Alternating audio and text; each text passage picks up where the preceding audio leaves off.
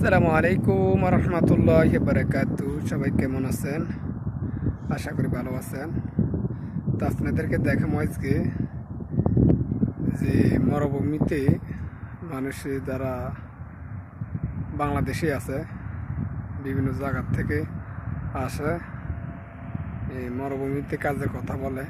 তো আজকে দেখাবো আপনাদেরকে মরুভূমিটা কেমন, আপনারা একটু দেখে নেন।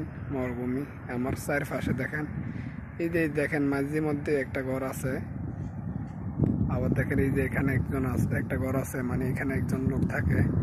ওই আমার পিছে আরো দূরে, অনেক দূরে দেখা যায় আরেকটা আছে, ওইখানে আর একজন থাকে। ওই দেখেন এখানে আরেকজন, আমার এই পিছে এখানে এখানে আরেকজন থাকে। ওই যেভাবে একটা ঘর ঘর দেখা যায় এইভাবে থাকে। কেউ ছাগল ফালে, কেউ উট ফালে, কেউ আবার মনে করেন খেমা আছে। খেমা বলতে তো চাটা খায় আর কি, সৌদিরা এসে গল্প সল্প করে।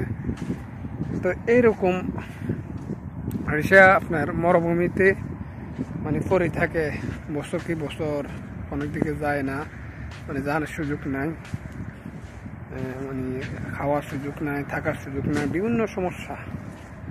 এই দেখেন আপনাদেরকে দেখায়। আবার এই দিক দিয়ে আবার রোড আছে,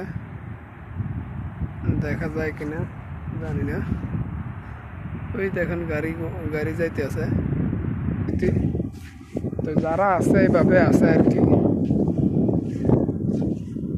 দুনিয়া কত কঠিন, কত পরিশ্রম, যারা প্রবাসে আছে আসলেই বুঝতে পারে, দেখতে পারে কিরকম আর কি পরিস্থিতি। যারা আসবেন মরুভূমির বিষয় বলে চিন্তা ভাবনা করে আসবেন আর কি। আমি আসছিলাম একটু দেখলাম, আমাদের এলাকার পরিচিত একজন ভাই থাকে,